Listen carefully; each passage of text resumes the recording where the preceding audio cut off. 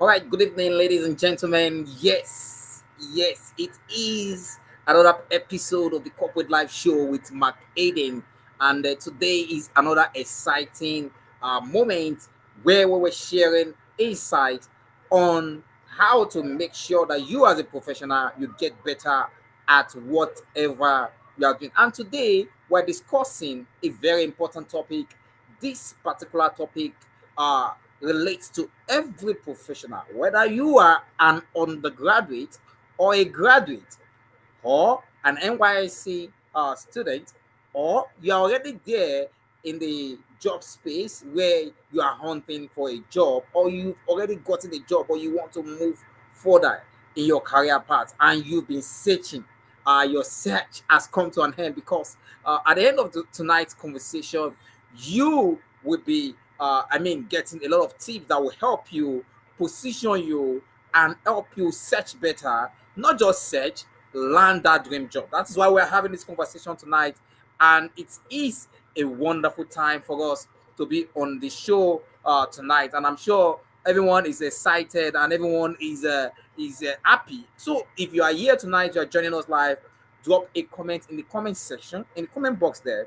Let's know where you are joining us for. Remember, we are currently live on YouTube and on LinkedIn. Where you can check us out is on LinkedIn, on Facebook, on Instagram, on TikTok, on YouTube. But currently, we are only live on YouTube and on LinkedIn.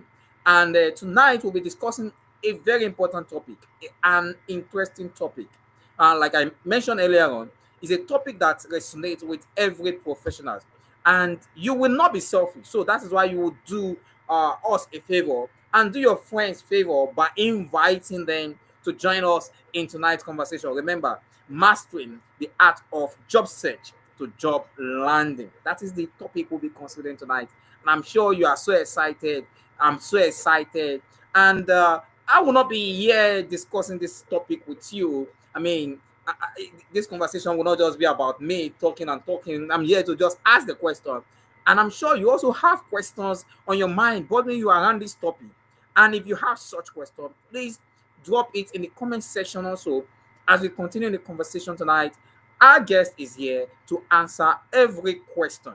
Every questions will be answered tonight. So please feel free to ask your question as we continue in on the show tonight. So please, like I said, my guest is here in the studio and she's right here to share with us a lot of insightful tips on how to better search those jobs that you're interested in and landing those jobs as you desire. And as always, my name is Adeni Makati. I'm your host on the corporate life show with McAden. Every time we come together like this, we share insightful tips on how professionals can become better at their various endeavor. And tonight's conversation is no exception. Tonight, as I mentioned earlier on, we'll be diving into the conversation, the act of job search to job landing. Job search to job landing. As I earlier mentioned, my guest is here on the show, and she is ready to share with us a lot of insightful conversation, a lot of tips around what we have for you today. But before I introduce my guest, before I bring up my guest on the screen, let me just let you know my guest is Oluwatoyin Puddicombe, and she's an HR professional and career fitness coach with 20 years of multi-sectional work experience spanning aviation, business services, and consulting, insurance, broadcasting media, and microfinance banking, acquiring skills and competencies in client services, relationship management, and human capital management. And please, a lot of things to say about her, but then maybe as we continue in tonight's conversation, you will know a little bit more about her. But then you can always check her out on LinkedIn, where she goes by the name Oluwatoyin Puddicombe. So please join me and welcome Mrs. Oluwatoyin Puddicombe on the show tonight. And we are so excited to have you tonight, Ma. Thank you for being here on the show. Thank you You're so much for welcome. having me. It's a pleasure to be here. All right, thank you very much, ma. Now, before we dive into the questions we have for you tonight, based on the topic we have, ma, can you say something about this topic, mastering the heart of job search to job landing? Why is it a conversation that we must have on the corporate life show? Well, I don't know if I'm going to be saying exactly what you want me to say, but my my perspective about it has changed a little bit over the years. I mean, I was here a couple of years ago, and we had a conversation around this as well. But one thing I've noticed about this thing called job search, it's there's some factors that are involved just beyond CV sending and applying to different jobs. I mean, those hints or guidelines or tips that we usually use to guide people are still pretty relevant. But as time goes on, you begin to find out that the needs or desires of your typical corporate individual are beginning to change. And because of that, the sort of work or the sort of ways they look for work is now kind of different. I'll give you one example, and I think that would also feed into the conversation that we're going to have this evening. A long time ago, well, not a long time ago, not too long ago, particularly before COVID and maybe a little while after, it was about finding a job where you could get paid well, that you could maybe enjoy the job you're doing, find a place to settle, and build a career. So there was a lot of emphasis on our part, as HR professional, on retention, right? What things can we do to make people stay? What things can we do to make people want to grow with the organization and that sort of thing? But you'll find that nowadays, even that needs to be revisited. We have to rethink it a little bit because not many employees are looking to make um, stay in one place permanently now, or even if they stay in one place for a long time, the what keeps them there is their ability to cater to different dimensions of themselves. So, for instance, if I'm an employee, I'm trying to give an example of what I'm trying to say. I'm an employee and I've got a job in a place. I want to be able to do something else that would fulfill me as a person, not just me as a professional. So I would want, for instance, you find that a lot of people are looking for work where it's a hybrid sort of situation. And what that means is that they don't have to be sat in the office every single day. And the reason for that, beyond just saving cost of transportation and whatnot, is that those other things that interest me, those other things that make meaning to me, I want to have a little time for them as well. So rather than spending the maybe 1 to 2 hours in the traffic going to work in the morning, or 1 to 2 hours in traffic coming back in the evening, I can harness that time to feed that other side of me that gives me fulfillment. So at the end of the day, my pursuit of a career is not just work I'm doing for a company, it's also the sort of skills and knowledge I'm gaining to do something that makes meaning to me as an individual. Some people have, side hustles that don't conflict with their employers, of course. And it's a question of, I'm not just doing the side hustle because I want to make money, but I'm doing it because I also want to contribute something to the world. And for the younger people that we call, the Gen Z nowadays, they want some form of flexibility that allows them to be independent.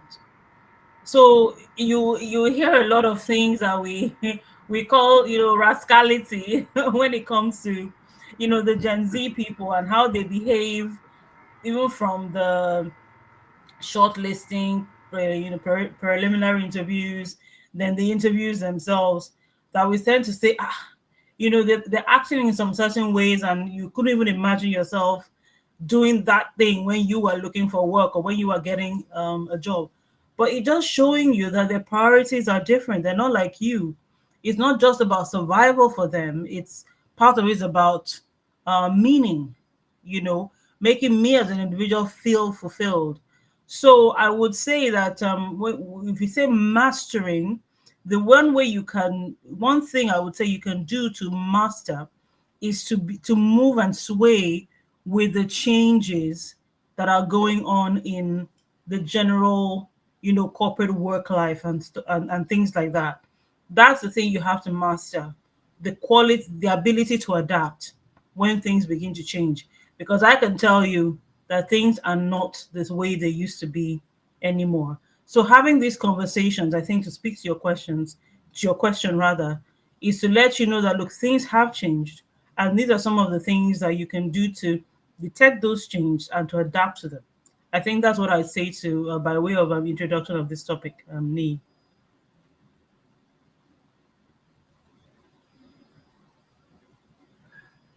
Hello, Nee, are you still here?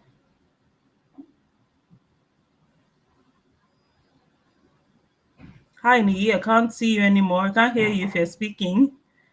Can I get some information in the chat room or okay, now I can see you. Yeah, I didn't see you before. Can you hear me Yeah, I now? can hear you. I didn't hear you before. Now I can hear you. All right, thank you very much for. All right, thank you very much for that response. And I think at the end of the conversation, our audience will be able to master that act of job search because it's something that has come. Everyone is trying to move from a place of convenience to a place of what more convenient. So that is why we are having this conversation tonight. And for those that are looking for job, you've been searching, your search has come to an end. If you check my post this morning, I told the audience, I said your search has come to an end only for those who will join us on the conversation tonight. I mean, so we'll be diving straight to the questions. We have about 10 to uh, 11 questions on the show for you, Matt, tonight, and with conversation tonight. And I hope our audience out there will also get the best out of this conversation as we continue. So we'll be looking at the first question. In today's volatile market, what is the most critical mindset shift a job seeker needs to make before they even begin their job search? Okay. My response to that would be if there's one thing I would say is recognizing that it's a skills based market now, not simply a knowledge based market. And if you have the skills that the employer needs, then they are ready to hire you.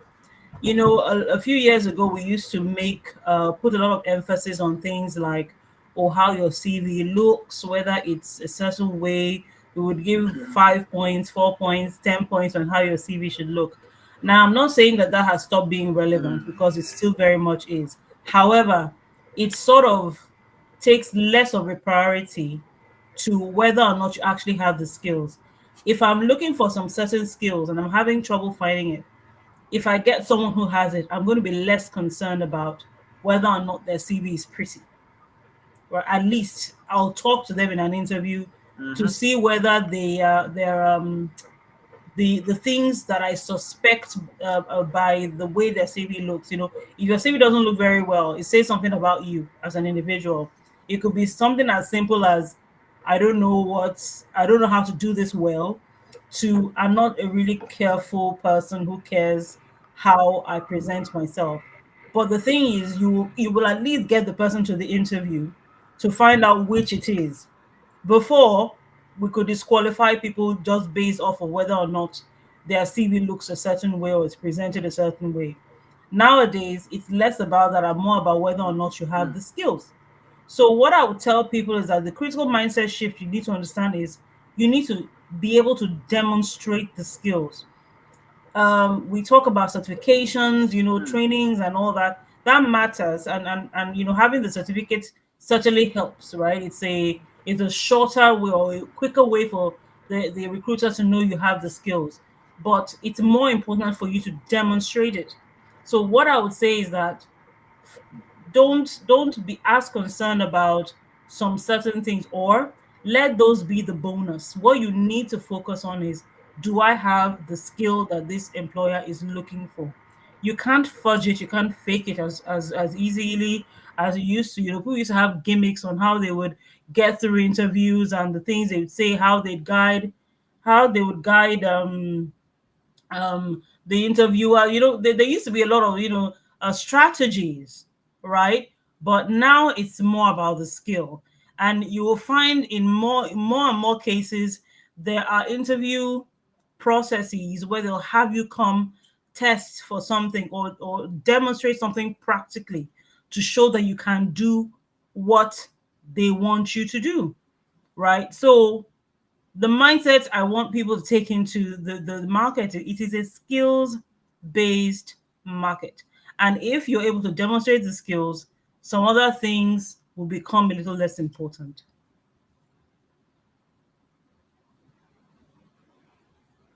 Thank Very you. much. Thank you very much. One important thing you said is about skill development, and I think along the line maybe there will be a question regarding that.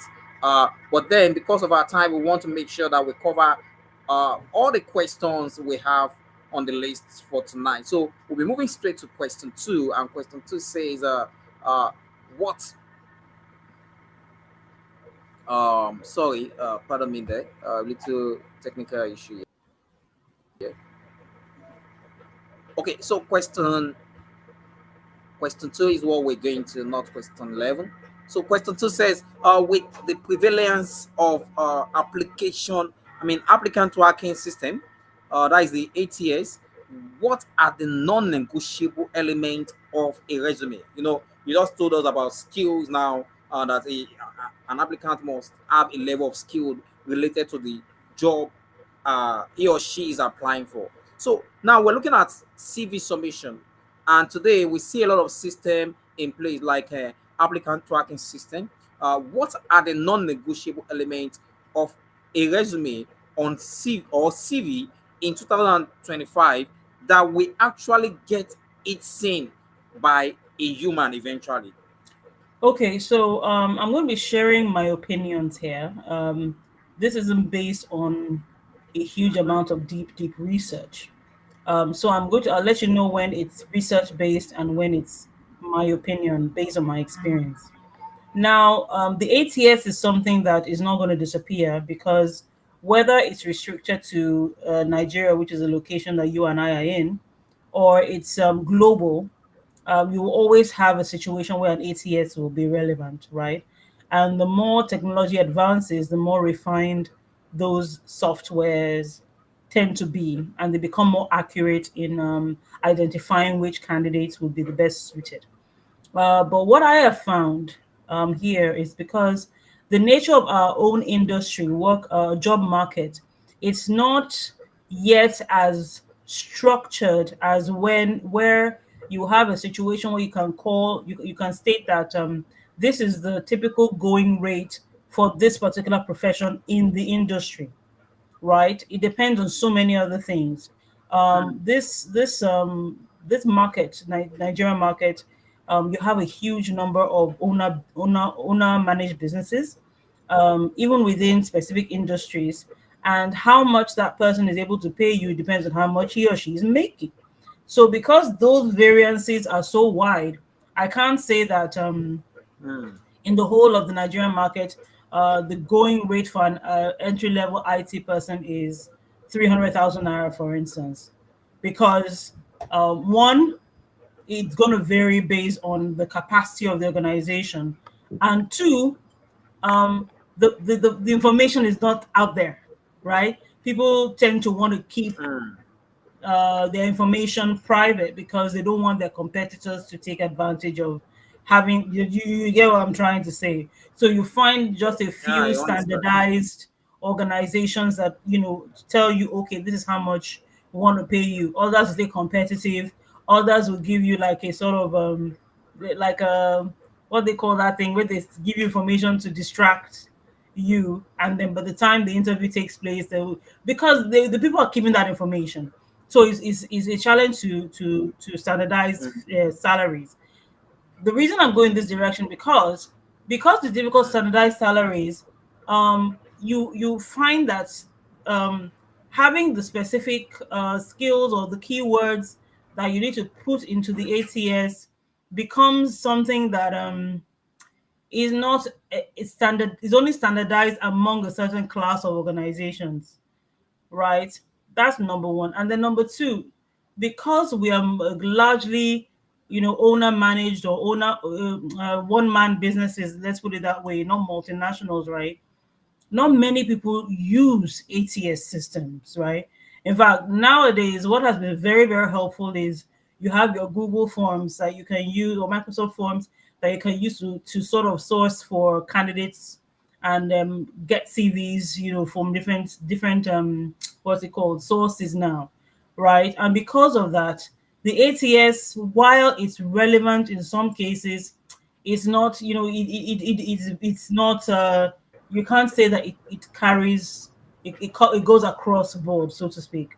So for why I'm going in this Mm. direction is because if we're looking for how to present your CV so that the ATS will pick you and then a human being will look at your CV, that happens in fact, if you percentage wise, might be a lot less than you would think. Maybe 5%, 10% of organizations in this part of the world typically use ATS systems. So if you're joining from outside of Nigeria, yes, obviously what is going to be highly important is the keywords that they will be fed into the software that will pick or identify those specific skills in your CV.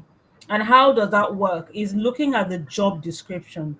What they tend to do is that they're Mm. very detailed in in which skills they expect you to have.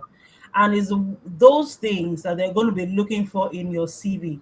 So if you send your CV into this, upload your CV into the system, and the software is not able to identify enough of those keywords. Maybe if at the back end what they've imputed is maybe what 60%, they want you to meet like 60% or 70% or 80% of those words, and you don't make it, then obviously your CV is not going to get any further than what where the uploading that you've done. Then you get that nice little email that tells you they've decided to move on with another candidate, or they'll not be progressing with your CV beyond this point. So because of that, for me, the emphasis is more on how do I build my network, how do I pull myself out there, how do I become visible enough for people to be able to see how well I can do what I say I can do, right? Which is why platforms like LinkedIn become very, very important in this part of the world for that reason.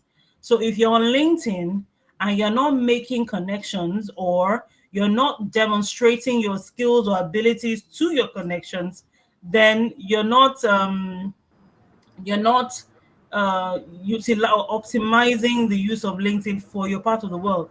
Because though LinkedIn can do all these things that those fantastic magical things that you can do, you have to identify which functionalities of LinkedIn is relevant to you or to your part of the world, right? Yeah. So if you're on LinkedIn, Yes. you say all recruiters can find you and I all that.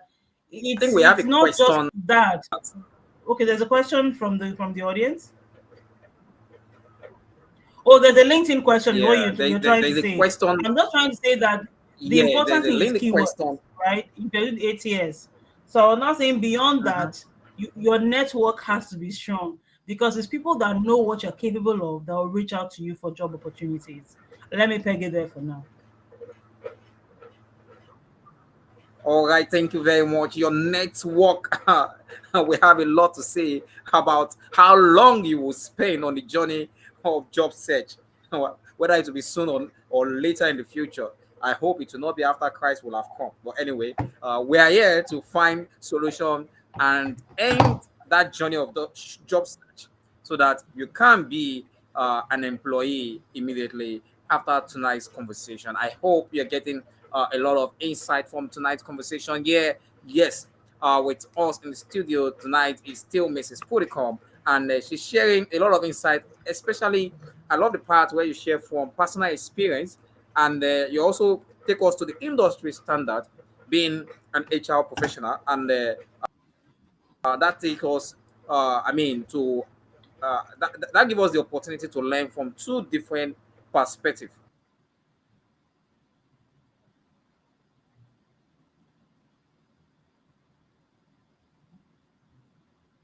Hello? Hello, D. I can no longer hear you. I don't know if you can hear me. I can't hear you anymore.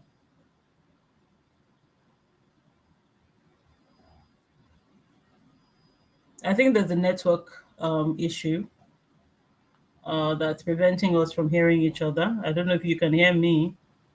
To be a good idea to see in Can you the hear in me? the. Okay, maybe I can ask the audience. The audience, can you still hear me? Because I can't hear Okay. Nii anymore. I don't know whether the issue is at my end or at his end. Okay, Okay, I think I Nii, can you're hear back. you Were now. you Can you're you hear frozen me? for a bit? Could you hear me? Yes, I can hear you now. So was Yes. I frozen? Is the All network right. issue at my end or your end? Yeah, you were frozen for some seconds, so I was thinking Okay. you were out, but then it's good. All right. So you're So saying the network issues at my end. no, no, I think we're fine now. We're fine now. Okay. All right. Let's go. So I have a question for you. Question three is beyond the resume. What other thing, other things should candidates have prepared for an interview? All right. In my estimation, I think the resume is really okay. So where the resume comes in, I would say, because it's really a summary of your work experience and your skills, right? Is that it accurately represents what you have done as a professional, so that it's you're not telling any lies, right? You could your resume would be relevant in that if they're to ask you any questions from your experience, you should have prepared a good answer that will hit the right notes for the panel that's Mm, interviewing you. What is more important, right? It's what does the job description say? When the job description has outlined some specific skills and competencies that they want you to have in order to succeed on the role, whatsoever you are speaking to in your resume should reflect what is on the job description. Because if it doesn't do that, then you're just really talking. Your resume is relevant in that it can answer the questions that the job description is asking. So, if, for instance, somebody wants to know about my competence as an HR professional in performance management, what I should be concerned about in my resume is those parts of my experience that speak to that competency, right? Genuineness, authenticity, accuracy, and truthfulness is what I should be concerned about. The resume for me is just the foundation document that would serve as a reference for the competency that they are looking for. So beyond the resume, have the resume on ground to use as, like I said, the answer sheet or answer script to the questions that the job description is mm, asking you. So what you should prepare really is, how do I let them know that the competencies that they have outlined in this job description, the things that I have done in my resume, can answer those questions. In fact, I call the job description the orijo before the interview, because they've mm, told you what they want, right? They've given you the expose. This mm, is what we want. So the question is, can you do this? Have you done it in the past? Or can you convince us that you have the capacity to do it in the future, even if you haven't done it in the past? So your resume serves as, the reason for them to believe that you can actually do the things that they need you to do. That is the mm, purpose that the resume serves. What you should do is, in terms of preparing for an interview, is to be able to marry your resume to the competencies they've outlined in the job description. That is one. The second thing is knowledge of the organization. Now, I am discovering more and more that when you have skills that the organization wants, they're not going to be super, super, super concerned about whether or not you know the insider nitty gritty about the organization. Because let's face it, these are things that you can learn, right? If you join. But mm, what they want you to do is demonstrate enough interest in what they do to stand out as a candidate that they can see working there. So the more you know about the mm, organization, the better you are able to do that. However, in the back in the day, we would say, "Oh, do your research," almost like you must know the name of the grandfather of the MD, so that you will have this deep, insightful knowledge about the organization. yeah. The truth is that the more you know, the better. Knowing what the organization is up to, whether they've been in the news, what's new with them, all those things honestly can only make your case better, right? Mm, But what is more important is for you to show them how you can be an asset to them.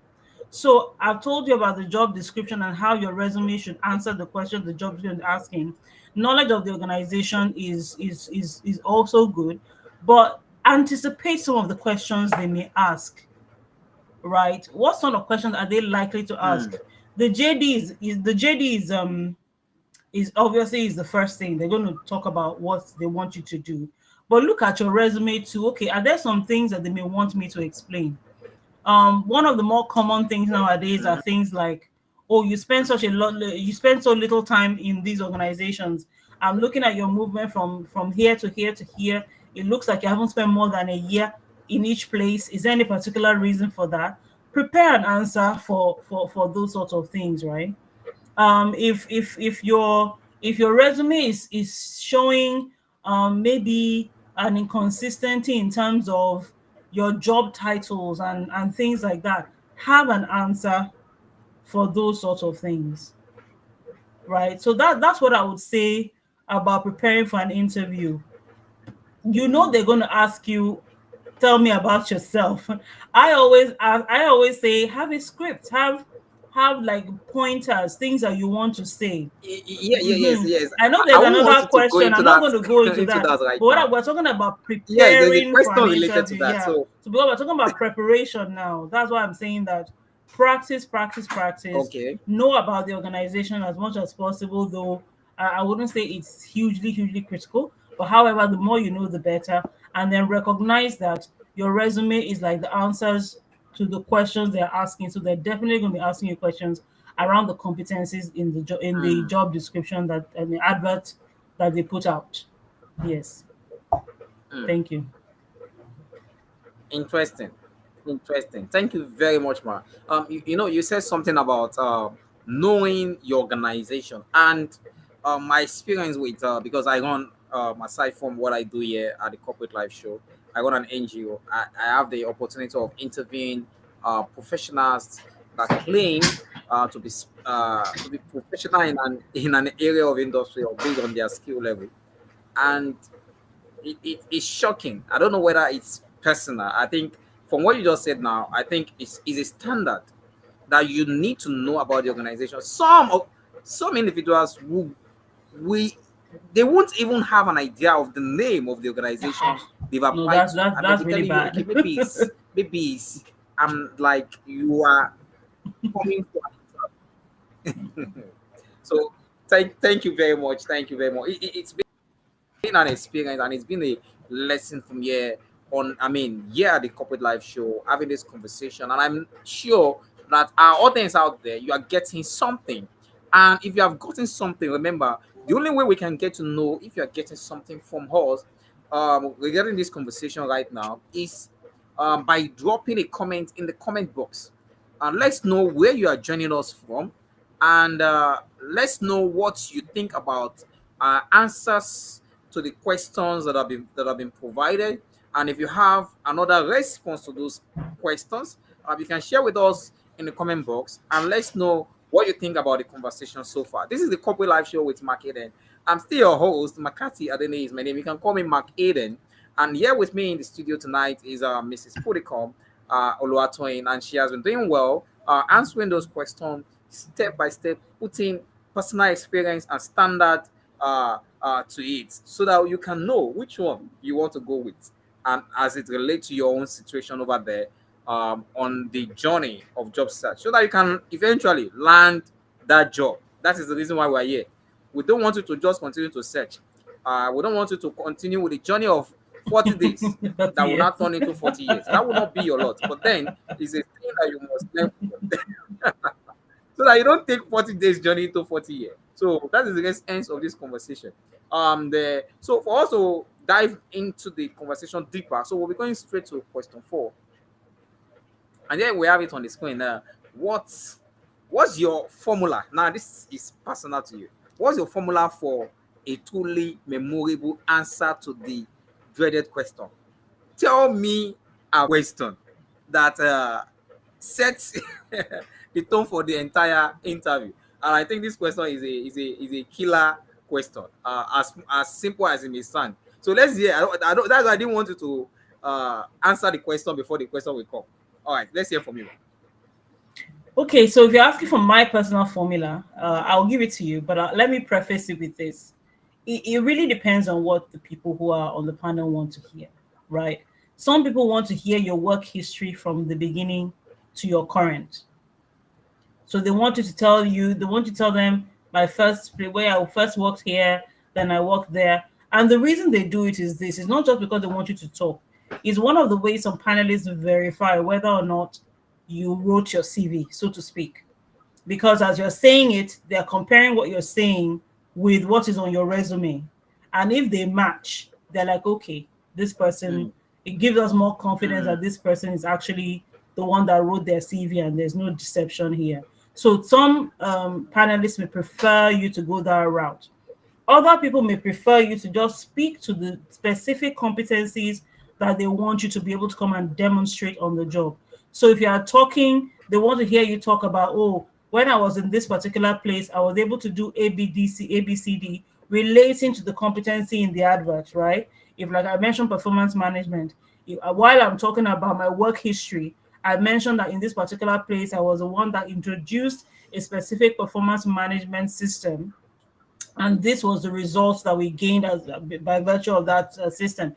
So they want to hear that, because what that is doing is letting them know that, oh, these specific things that we want you to come and do here, you are doing it, you've done it already, so the mm, possibility that you can come here and do it is higher. And that is actually my particular formula, right? When I'm talking about my work history, mhm, introducing myself, my name is Oluwatoyin Puddicombe. I've been a HR professional for this number of years. I started my career in this place where I talked about the competency and the results I gained by demonstrating it. From there, I moved to this place where I pick another competency from the advert, talk about how I demonstrated in that particular company, and then I now come to maybe my current role where I've done this, that, or the other, also speaking to the competencies that they requested for in the advert. So that is my own particular formula. So if there are like 5 competencies that they're looking for, I will weave my story in a way where I highlight where the demonstration of those competencies in the different organizations that I work in. The other formula that I've applied is um my this is my name, my years of experience in this field. This is what my core passion is, or what I bring to any role that I handle. So I don't know whether it's a feel thing for me. Which one do I think would work? And I would now add to this that don't be afraid, don't be so concerned with thinking, oh, which exact one should I do? Because it's an interview, right? It's a place for asking questions. So if you've not spoken to something they want to hear, that will happen is they will ask you the question.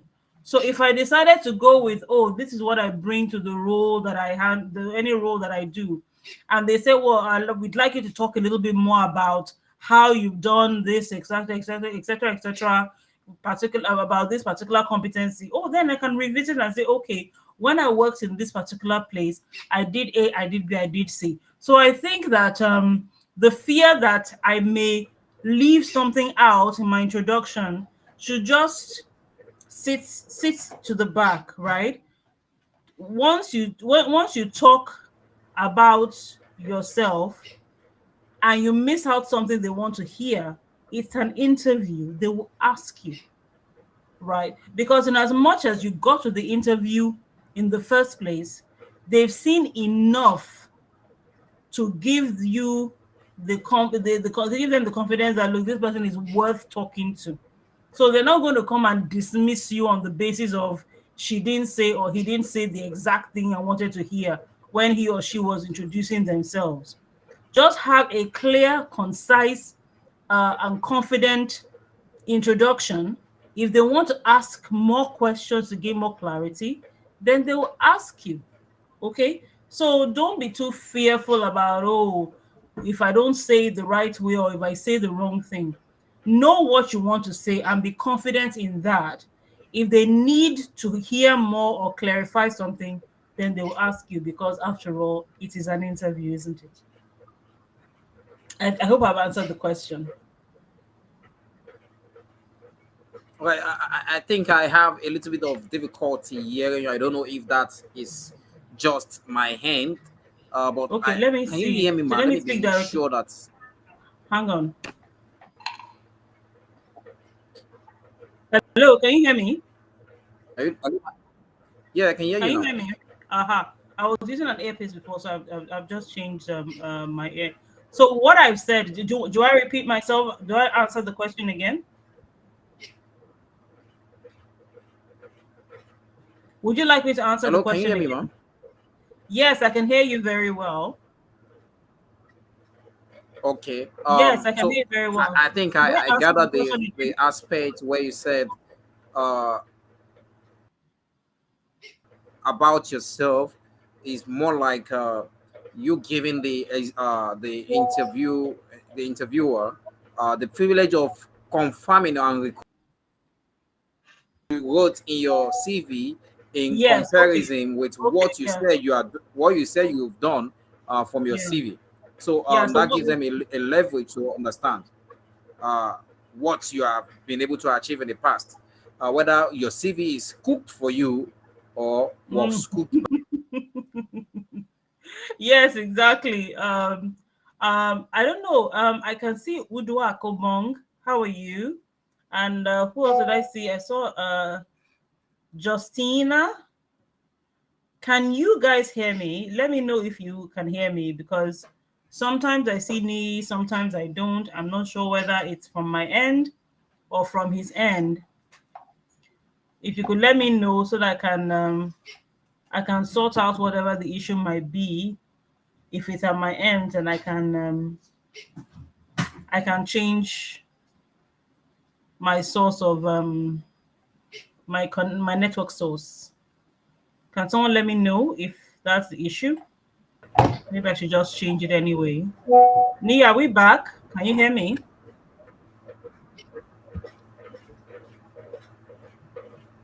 Hi, Nia, are we back? Can you hear me?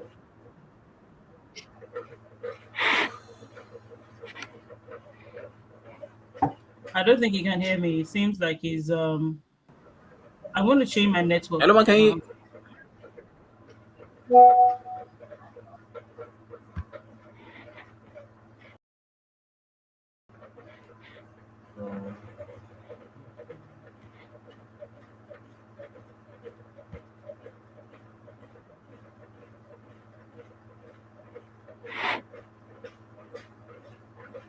Hello, man, can you hear me?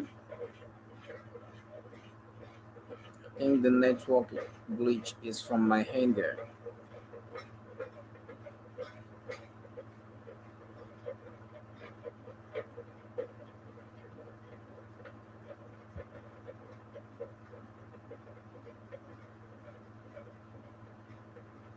Hello, man, can you hear me now?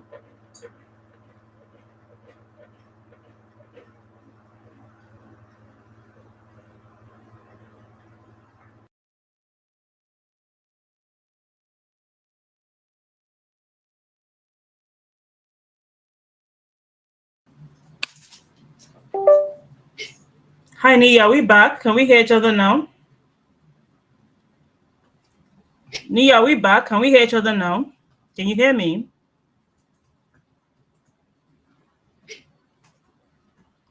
I can see you. I can see you. Can you hear me?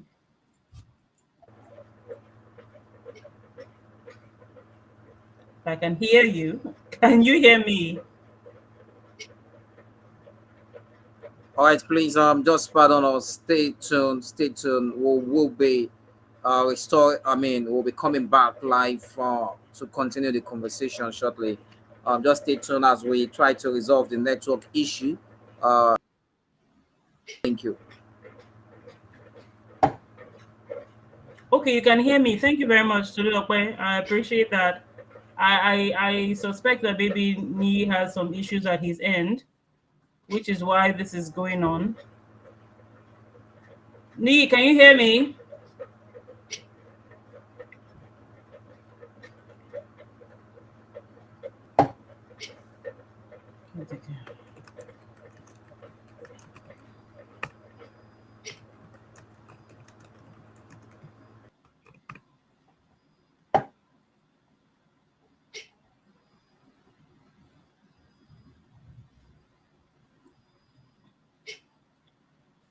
So I'm trying to reach Nee to let him know, to find out exactly what's going on, because I can hear him very well. I can hear his surroundings even, but it appears that he can't hear me. So let me see whether I can reconnect. I can hear you.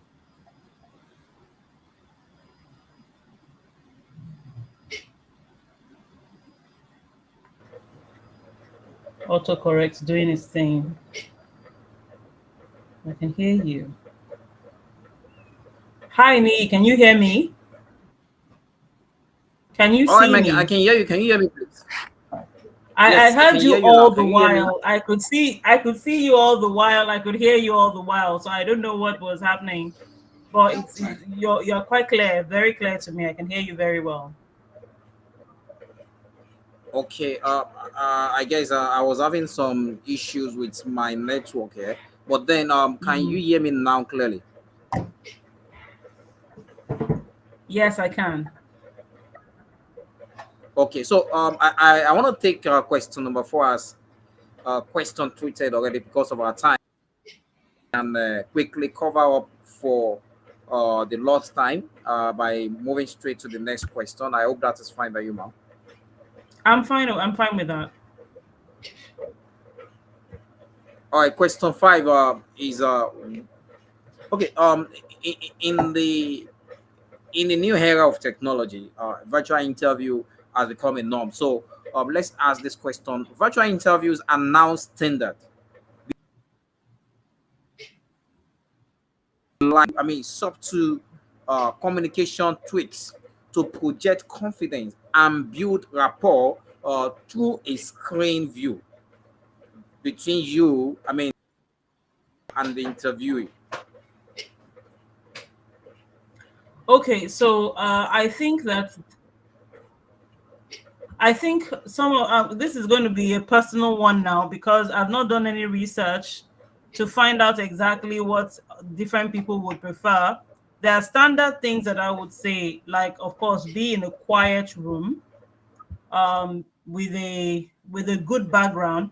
In fact, I was going to do an article on LinkedIn talking about how car manufacturers may want to start designing cars to accommodate the fact that a lot of virtual interviews take place in cars, right? You want to talk to someone and you just know that they've excused themselves from their office to sit in their car and take the interview from their car. So you can see the chair, you can see it's evident that they're in a car. But the truth is that as long as the background is neat, you should be conscious of that. I've had so many people, oh my goodness, take interviews in the broad, outside. All sorts of noise is filtering from all sorts of places into the microphone.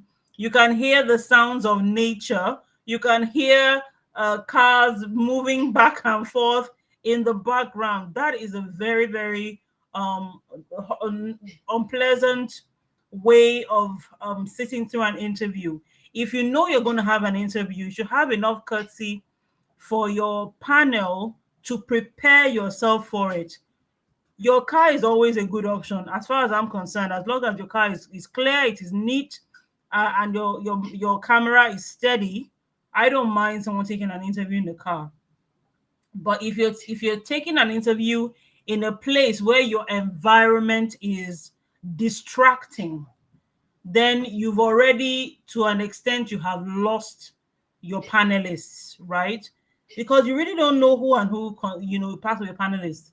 They could be, this is a workspace where we have different generations. You may have younger people who don't mind as much. You may have older people who care about such bits of etiquette. So I would say, apart from having a good network, which you can see has given us a few challenges tonight, you have a good, strong network. Make sure that your environment is quiet. We've already also talked about lighting.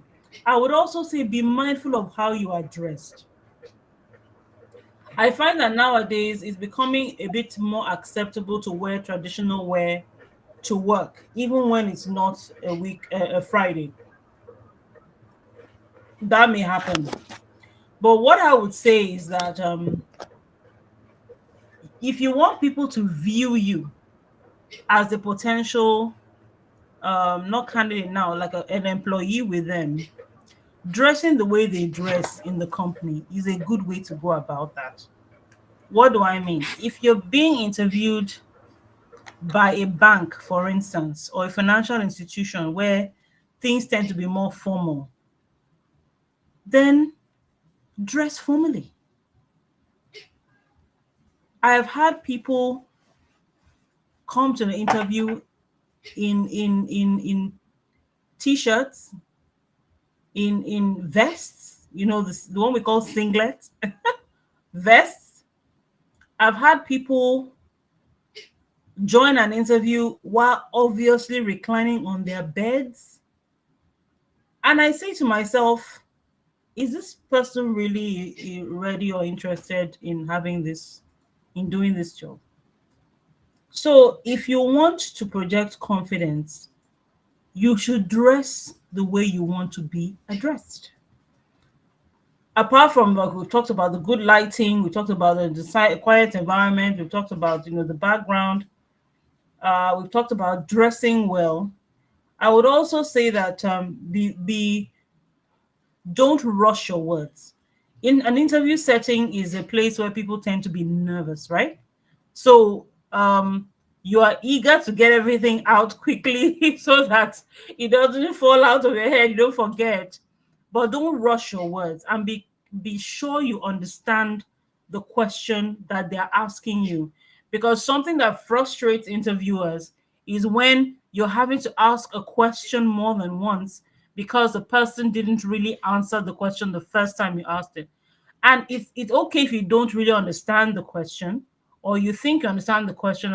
Am I did I get you right when you said this? Is this what you're after? And they can tell you yes or no, they can clarify or whatever. So you're answering the question that they want you to answer. Because when you're talking and then somebody comes back to you and says, but you haven't really answered my question. Things like that tend to speak to they tend to affect your confidence, because you feel like maybe you just failed the answer to a particular question, right? So I think it's important that you speak, I won't say slowly like that, but don't rush your words. Take time to the word take in the question that they're asking you, so that you're responding to the right question and not to what you think the right question is. And then when you are on a screen like this, because we are having a virtual interview now, it's great if you use your hands, your gestures, take up more space than if you are sitting in a room with a panel facing you. Because they're not in the same physical environment as you're in, you may need to make your gestures a little bit bigger, so that you're able, you draw them in with, you see, the way I'm gesturing now, the way I'm my tone isn't one note, is up, is going down, and things like that. You have to capture them with such is it strategies or tactics for when you are public speaking in a virtual setting, because then you are communicating with more than just your words, and that is quite important when you're in a setting where you're not, in the same physical location with the person that's interviewing you. So those are the things I would say, that it will help project confidence and build some form of rapport through the screen. And the truth is that it's tougher to read people's body language through a screen. It's not like it's like really, really hard, but it's easier when you're in the same physical location. So you are not able to really tell from people's faces what they feel. It's more about the words and how comfortable they appear with you.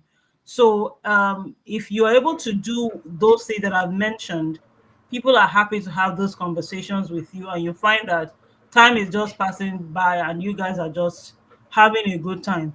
But please let me issue Right, hello, this ma. Can you hear me, warning. please? Hello? Oh, all this while I've been talking, you didn't hear me? Hello, Mrs. Puddicombe. Can you hear me, please? Yes, I can hear you. All right. Sorry, I've been having Did the some. audience hear I me? mean, Did the people in the audience, can you let me know in the chat if you heard what I was saying? okay. I have to do like I where was having Udua. a Can you kind of guys, did you guys network hear what I was issue. saying? Mm. Okay, I believe we can move on. We can move on now. I've tried to switch to another network so that that will be properly managed. Okay. If you can hear me, let's move straight to question six because of our time. Um, question number six said, asking insightful question is a sign of a top candidate. Can you give us an example of a killer question to ask a hiring manager that demonstrates strategic thinking and truly makes them pause? For me, that question would be to the person you would be working with directly, the person who's going to be your prospective line manager. Ask them what their own top three priorities are for when you join the organization. I have found that that question tends to make them sit up and help them recognize that, oh, you know that you are here to solve a problem for me. That's why you're asking me what my top three priorities are. So I have, in my experience, found that question to be one that resonates very well with the hiring manager. So that would be my response to that question. D, are we still together? Can I know if you can hear me in the audience, please? Yes, I can hear you, ma'am. All right. Question seven says, let's talk about LinkedIn. The LinkedIn question we wanted to ask earlier. Beyond polished profile, what are one or two powerful but underutilized action a person can take on the platform to become a job magnet?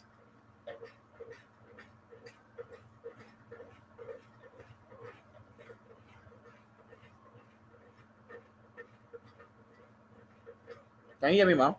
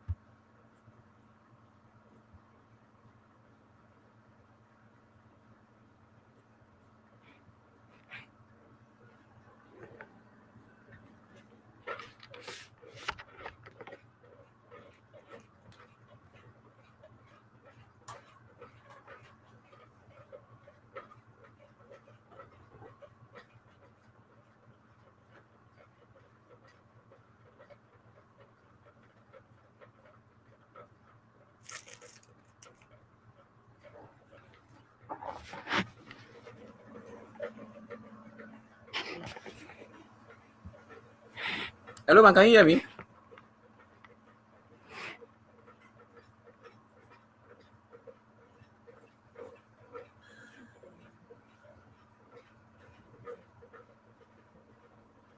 Hello, can you hear me, ma?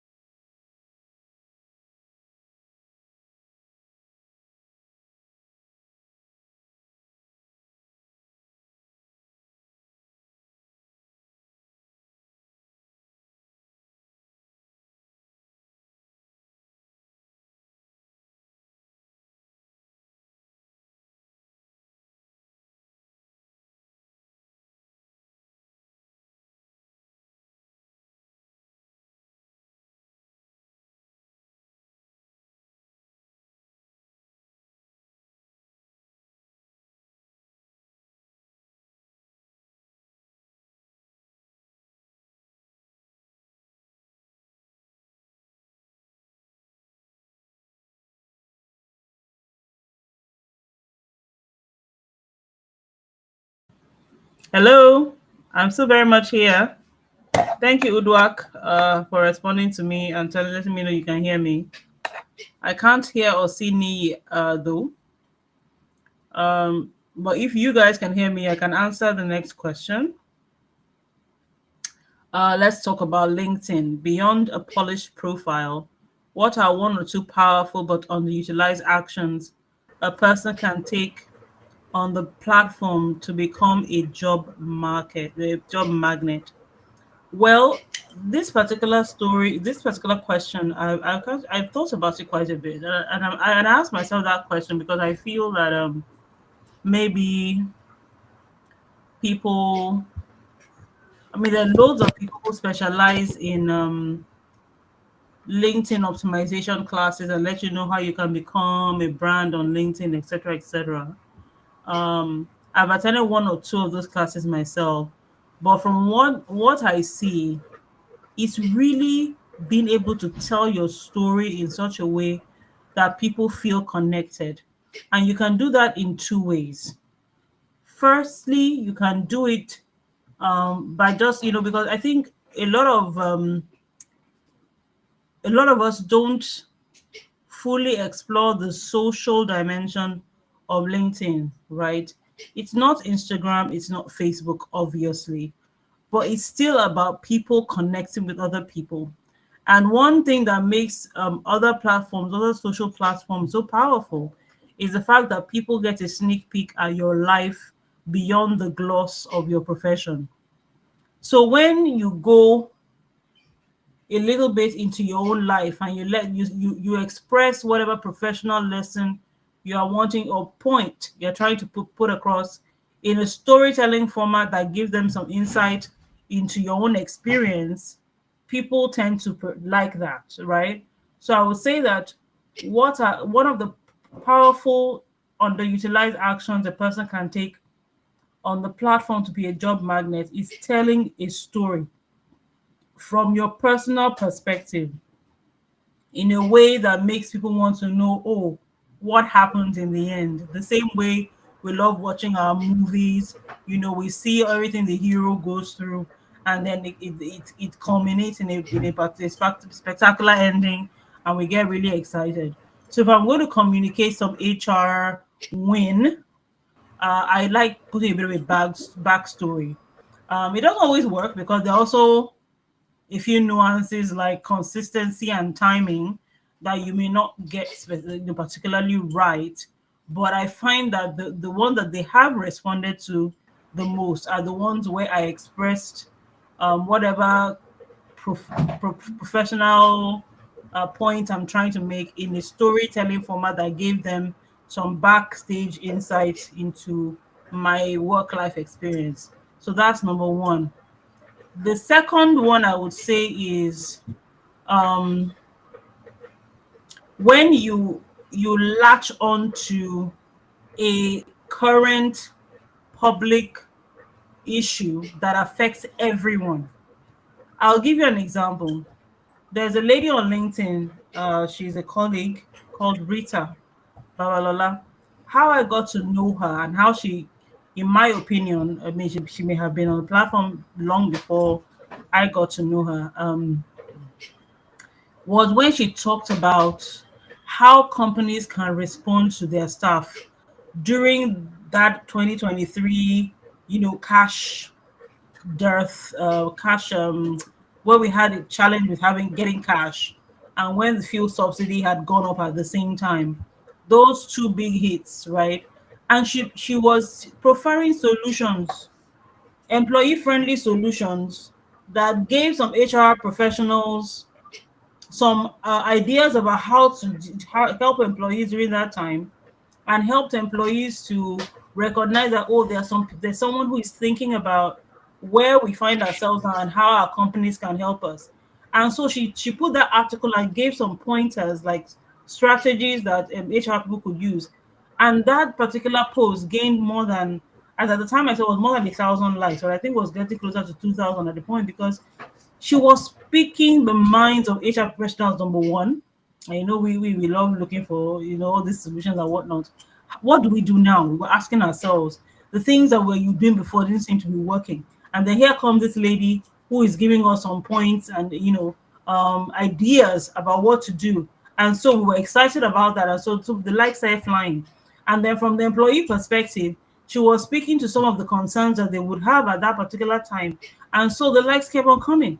So when you speak about a topical issue that affects people, you are helping people to navigate that issue. People tend to latch on to such things and say, okay, this person is a solutions provider. And once you get that place in their hearts, almost everything you post, the likes will start coming. So those are two powerful tools I think that you can use to grow your connections on LinkedIn and position yourself as a person of value as well. I do hope that somebody heard me because me has been coming, going in and out. I've not really seen much of him. I don't even know if you can hear me right now, but the audience, can you hear me? Was I able to communicate to you all? I see Uduak, Justina, Tululokbe. I see two Justinas. I don't know if someone can let me know whether the things I shared, you could hear what I said. Heleni, are we back?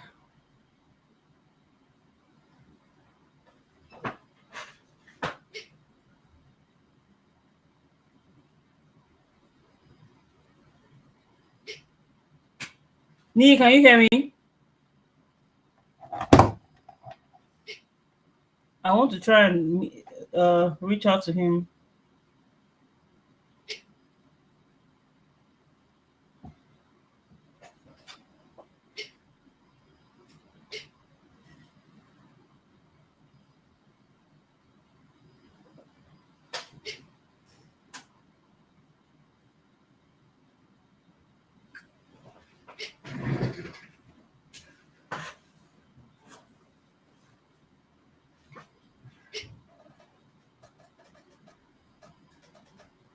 Okay, okay. I'm here. I'm seeing you. The audience so that they can hear me. Okay, that helps. That helps a great deal. Thank you so much, Tolulope, Uduak, Justina. Thank you very much for letting me know. Okay, so the question I see here is strategic networking is key. What does strategic actually mean? How can someone authentically build relationships with decision makers before a specific job opening is even announced? This is a very interesting one. And I would say that networking has become particularly important now because more people are searching for referrals as opposed to throwing out broad based uh, job adverts to on all platforms. They still do that. Oh, they still do the broad ones where they go on LinkedIn, they go on, you know, different platforms to advertise jobs. But you will find that the number of job platforms on places like WhatsApp, for instance, which is quite a personal social media tool, and you know, even Telegram, they have job channels where people post authentic jobs because they want referrals to come from the people that they are in networks in, because they trust those networks, right? So it's becoming more important than ever for you to be part of a network, your professional network. If you guys have like a WhatsApp group, especially, or maybe a Facebook group, depends on you. It's important that you are part of it to get a foreknowledge of some of these jobs, because the truth is that I am finding that people tend to trust those sources better than just general postings, even on LinkedIn, believe it or not. Where LinkedIn comes into play is where you demonstrated so much value that people slide into your, you know, don't even slide into your DM. People come into your, they send you messages introducing roles to you and asking you if you'd be interested in interviewing for those roles. So LinkedIn is quite important with that, but people prefer groups that they know to get jobs. So I would say that it's important that any network you are in, be it WhatsApp or Telegram or whatever, of professionals in your field, be visible on those networks. You are either visible because you make comments, you are involved in things that the network does, or you are visible because you have a project or a platform that people know about, they've identified you with, and they see you making strides or demonstration results on that platform. But one, I think, key thing that has been very instrumental to me in building networks in my space is service. What do I mean by service? You are part of a network, and you see people, I think you call them here decision makers, that are running these networks or are part of those networks. Offer them a service, do something for them that will make them feel, oh, okay, this person is showing me what they're capable of. I'll give an example from my own story. So I won't mention the names of these people to keep them, you know, to keep things private. But the way I got one of the jobs that I got was because of a service that I rendered to somebody who is quite influential in my space. The person was, she had a project and she needed volunteers, and I volunteered, and I was very involved in that project. I was extremely, I made myself, you know, quite visible, quite helpful. Stayed late, made that sacrifice. And let me say this: I did this. I didn't do this when I was still like a young professional. Though I was, you know, mid. I would say, like a mid level professional. I would say I was at the point in time. So it does take some humility sometimes. I'll not lie to you. Some of these people may be younger than you are, but I think a lot of us are quite young on this platform. But in this case, some of these people, they were younger than me. But I lent myself to serve them. And when an opportunity came, they thought about me, right? And then they gave me a call. And that's how a prayer that I've been praying was answered, right? So I've talked about being part of networks in your profession, being visible on those platforms, getting involved in what they are doing in those platforms. I've talked about showing up on LinkedIn, you know, telling your stories or teaching your lessons through telling stories. But service for me is almost a surefire way of getting the right kind of attention from the people who can put you in the way of great opportunities. When they want to do something, they need something. I can't tell you how many planning committees I was a member of. When there was an event, I was a planning committee. I volunteered for the planning committee. And on the day I was there going back and forth, they were seeing me. There was a particular, I don't know whether it was by, I think, I would say it was by design. But eventually I caught on and I started being the cake lady. because I bake, not commercially, but I enjoy baking with my children and whatnot. And so I knew that cake cutting was something a lot of people didn't like doing because things like, oh, will I cut it evenly? Will it reach everybody? People come and start harassing you for cake, and then they start beefing you if you don't give them. So I took it upon myself to be the cake lady. So whenever we'd cut the cake and they were like, okay, let us, what's the word? Share the cake. I would take it for myself to cut up the cake into pieces. And, I became known that whenever they now wanted to cut cake, they were looking for me to be the cake cutter. And somehow that sort of gave me room, put me in people's hearts because there was a particular task. It seemed like a simple one, but it was one that nobody liked doing. So I took it upon myself to be doing Mm. it. And so I became cutting cakes. After the program was over, I was the one that would cut the cake, make sure everybody gets cake, make sure the big people, wrapped it for them, blah, blah, blah. And that's how they knew me. And, people remember Mm. my name. Then, of course, then my name is a bit strange. So it's hard not to really remember my name. But I made myself kind of Wow. in the okay. You're back. Thank God. I can hear you. I could hear you all the while, but I think you couldn't really hear me. Anyway, so that's his service. Yeah, I've been listening.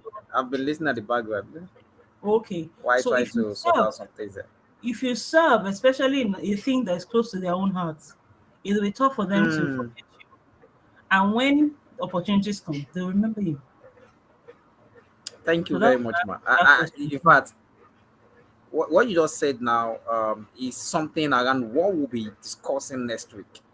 Um, we'll be talking about volunteering as a tool for personal growth and personal development and business growth.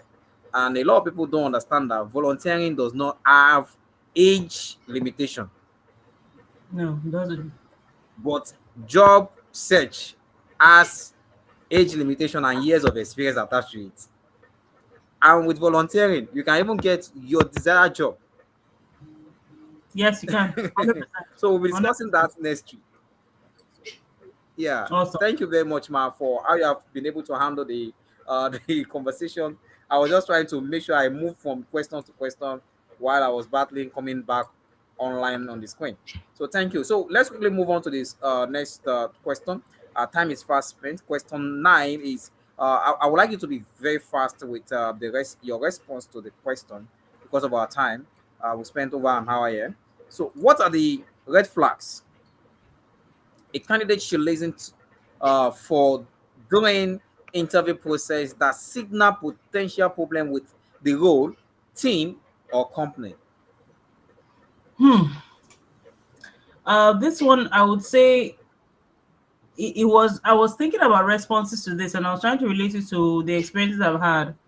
But the things I think I would say, red flags for me, an obvious one would be that the company has a bad reputation with people. That's an obvious one for me. When you ask around about the company, people start telling you, "Boy, you don't go there" and all that. The second I would say is them being dismissive of your requests or what you're seeking clarity on something. So you sat down, they're asking you questions, and then you are asking questions or you are seeking clarification, and the response is very kind of snappy, very blunt, very they're very being very short with you, almost as if they're angry with you. And you'd be like, "Oh yeah, the person that wants me to come and work here now, right? And I need to know whether or not it's Mm, something that I want to do." So if you're getting that sort of vibe from them, then I would say that that's a big, big red flag. Another one I would say is if they are insisting on a particular thing without taking time to explain the reason why they are taking a position to you. Um, so you talk about, this particular thing is what you're used to, and they say, "Oh, we don't do that here. This is how we do things." mm, There was a story that I heard once that the lady came into an interview. She greeted the person politely and went to take a seat, and the person told her, "Did I tell you you could sit down?" Can you imagine that? Politely, good afternoon, Hmm. sir. My name is here. It's nice to, and she moved to take a seat. And the person said, "Did I tell you to sit down?" Now, I mean, I could understand that to a point where usually I would ask, "Is it okay if I take a seat? May I sit down?" Or wait for them to gesture for me to sit down before I sit down. So I can understand that maybe the person got a little bit upset about that, but it was snapped at her. Things like that for me, I would keep it in my mind and see whether the rest of the interview would change my mind about the impression I had of that person when they took a seat without me asking them to take a seat, is what I would do. But the person said it outright, "Did I tell you to sit down?" And that's to start saying something about you. If there's also another red flag, if they start asking some unnecessary personal question. Yes, oh, how long ago did you get married? Um, are you planning to have more children? That would be for a woman, you know. Are you the kind of for and then generally, can they call you like anytime when there's work to be done on a weekend? Can we depend upon you to show up and all that? Aha. When you start hearing those sort of questions, I think that is letting them, they're telling you that you're not going to have any work-life balance. If we need you on the weekend and we call you, you had better show up, is what they're saying, right? Those are the sort of things I would say would constitute red flags for me. If the questions you're asking are being met with impatience, if they're insisting on a particular way without taking time to explain the reason why they're taking that position, if they are asking personal questions that speak to that are gender specific, right? Oh, are you still planning to have more children? And things like that. I think that would be a bit a red flag. If the company has like a bad reputation out there, it's a red flag. Another one I would add is if you're asking them about growth within the company and they're unable to define how you would grow within the company, things like that would also tell you that, look, there's something not quite okay here. And I guess that combative sort of as if it's you against them sort of thing would make me think there's something going on with this company. So those things are what I would say by virtue of a red flag. Nia, are we still here?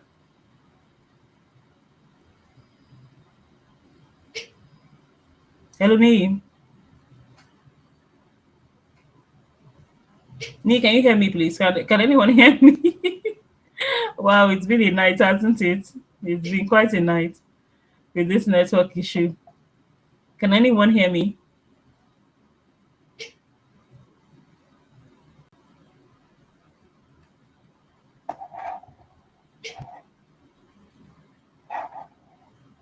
Hello, can anyone hear me? So that Nee, is there another question you'd like me to answer so that I will know I can go ahead and answer that? I think the audience can hear me, even though unfortunately Nee has had a few challenges with his network.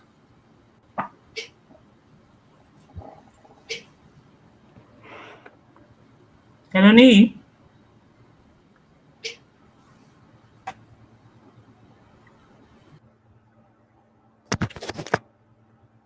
All right, man, can you hear me now? Yes, I can hear you very well. Okay. Actually, Quickly, yeah. second to the last question is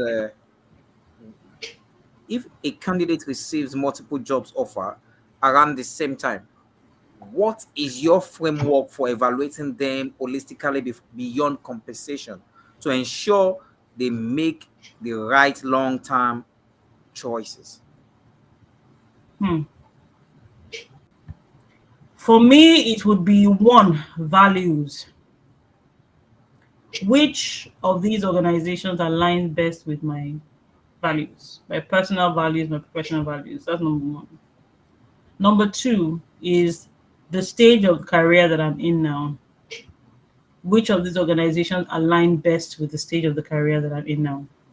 And like, I think I'll use an example to help you understand where I'm coming from. So there was a time in my life after I had worked in a particular organization for a number of years, I decided that the next step I wanted to take would be a role that would enable me to manage a team.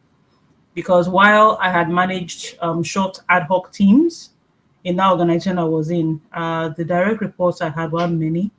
I was managing an intern at the time, and interns at that time didn't have like an appraisal cycle.